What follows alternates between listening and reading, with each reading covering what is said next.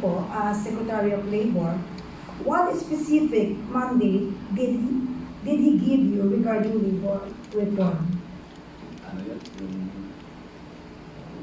What specific mandate did he give you regarding labor reform? Ay, okay.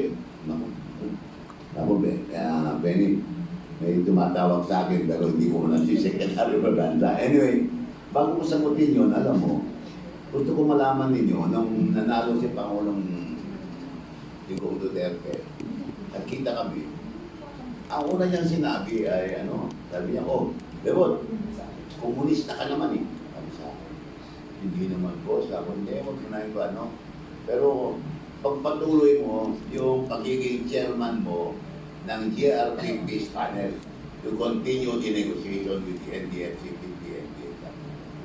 Siyempre, alam nga naman sabi ko, ayaw ko. Sabi ko, boss, ikaw ng presidente ngayon, hindi ako pwede tumanggi. Pero sabi ko sa kanya, boss, yung peace talk hindi ginagawa sa Pilipinas, ginagawa abroad.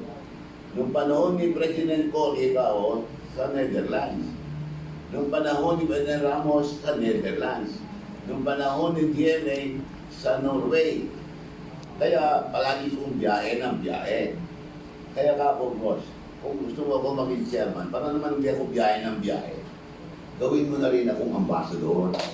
Yun, sabi ko. Para hindi na ako kailangan magbiyahe. Pag may peace talk, nandun na ako, makikipag-usap na lang ako sa kanila. O saan mo gusto? Sabi ko, boss, alam mo yung trabaho ng ambassador, yung alagaan yung mga Filipino citizen kung nasaan sila. Kaya ngayon ako, para hindi masyadong mabigas, may nahanap akong bansa na merong mga 120 Filipinos lang.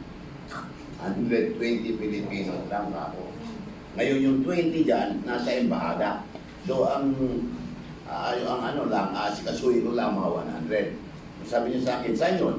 Sabi ko sa kanya, boss, sa Hungary, sa Budapest. Sabi niya, kaya gusto mo Hungary dahil magaganda doon ng mga babae. Sama na doon, boss. So, sige, okay. Kaya chairman ka ng GRP Peace Panel at the same time ambassador to Hungary. O, di okay na. Aba, pag-announce niya, iba naman.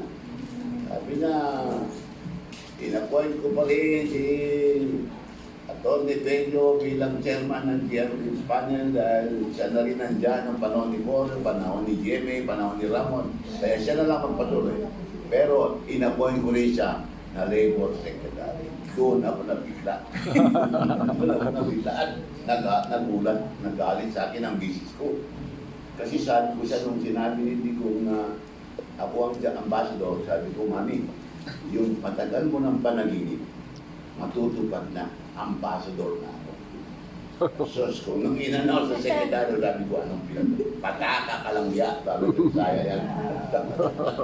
Ayun, naging Secretary of Labor ako. And I don't regret being Secretary of Labor of President Duterte. Dahil doon, ang number one na achievement ng Pangulong Presidente, hindi nyo siguro lamang nakaramdaman niya, ay yung industrial peace. Nagkaroon ng katahimikan at kapayapaan sa labor sector ng panahon niya. Dahil talagang inalagaan niya ng mabuti. Ilagang tinututukan niya ang lahat ng problema ng mga nagawa at ang problema din ng mga employers. So there was industrial peace.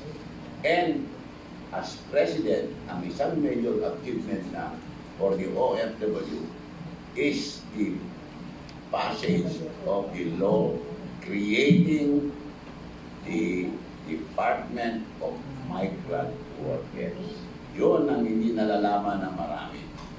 Dahil sa panahon niya, nagkaroon ng Department of Labor of Migrant Workers. Dati, yung local workers at OFW under the Department of Labor lang, sakop ko lang dyan.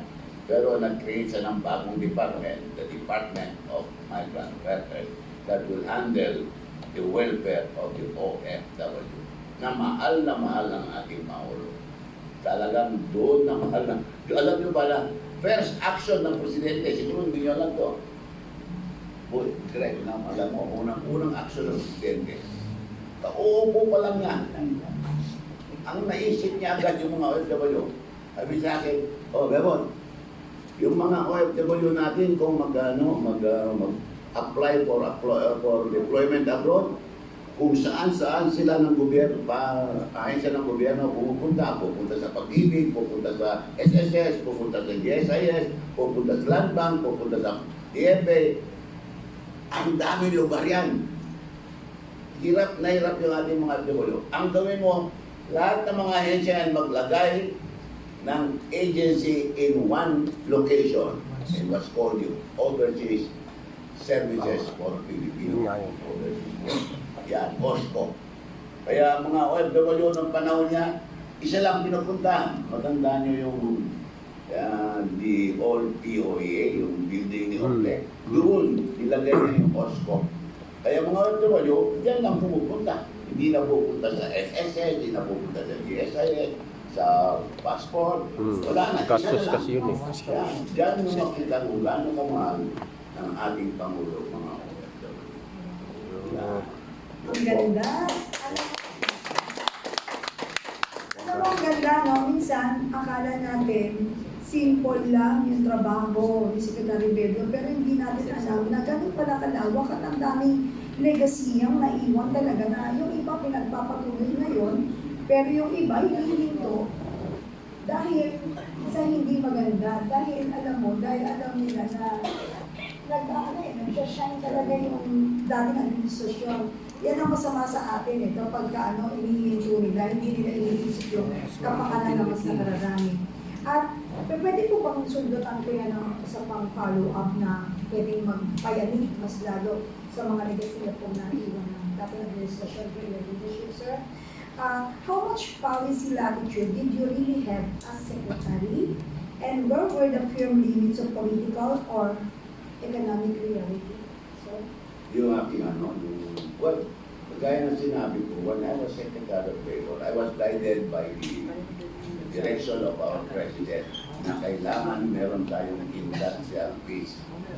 Kailangan hindi nag-aaway ang mga empleyado at ang mga employees.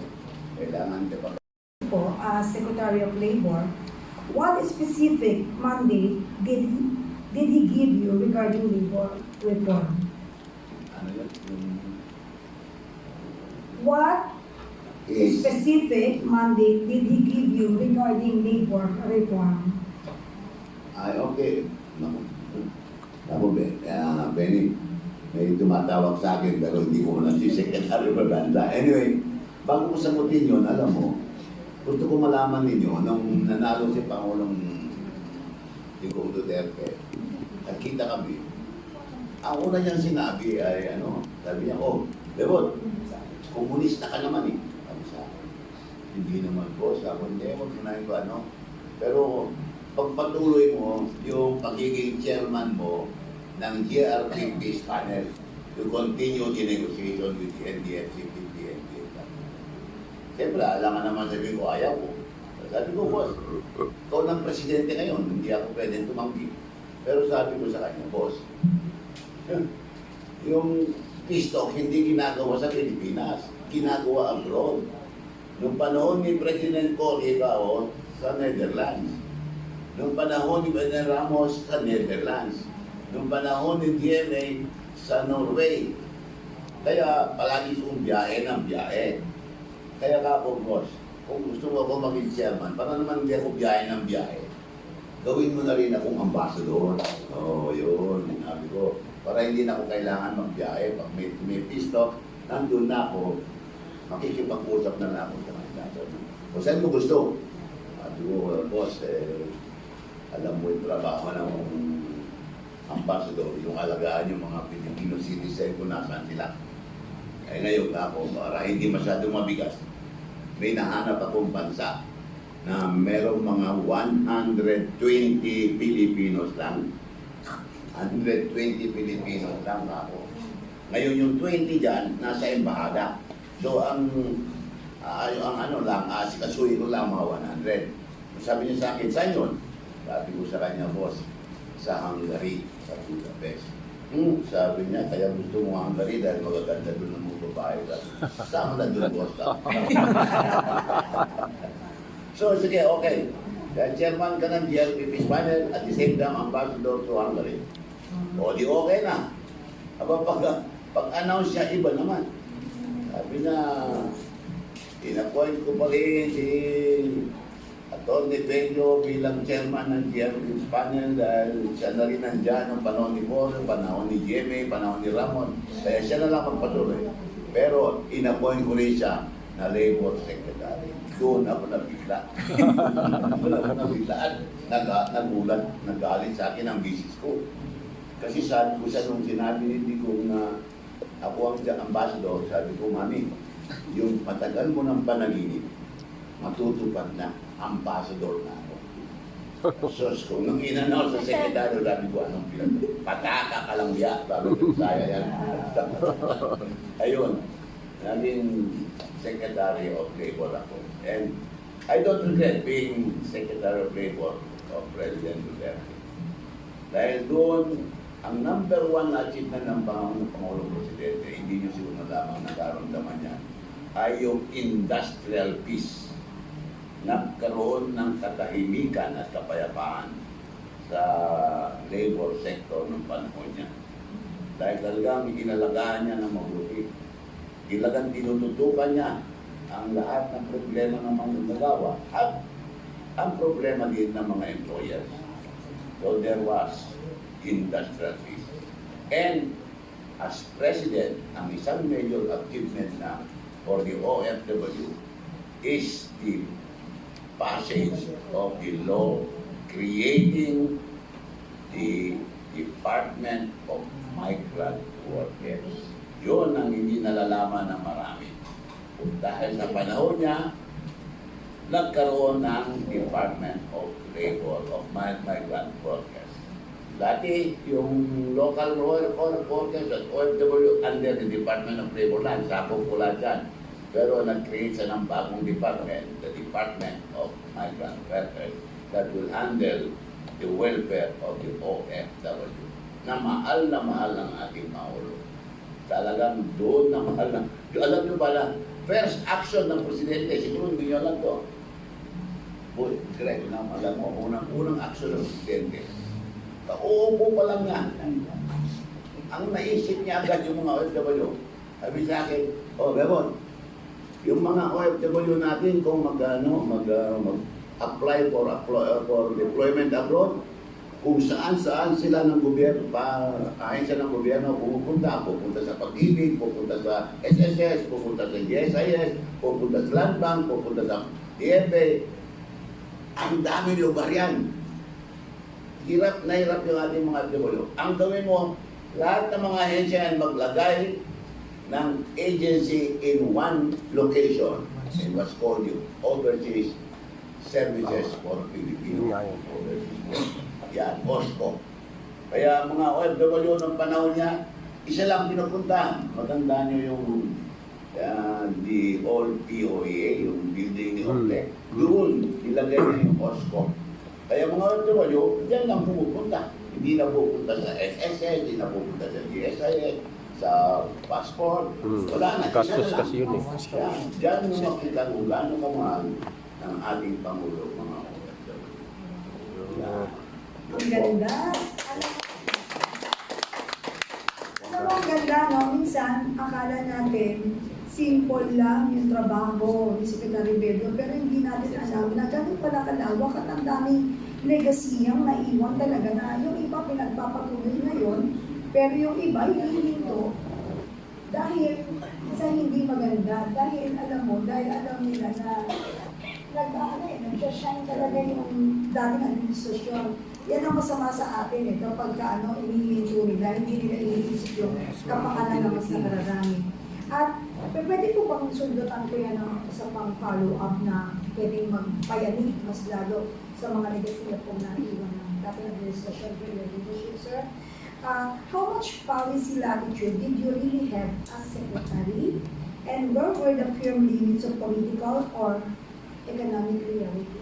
So, Yung aking well, gaya ng sinabi ko, when I was Secretary of Labor, I was guided by the direction of our President na kailangan meron tayong industrial peace.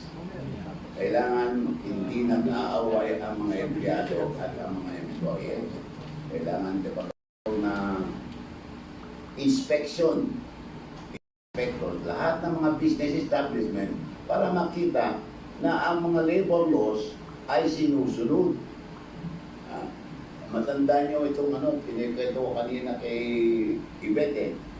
Matanda nyo yung nung araw.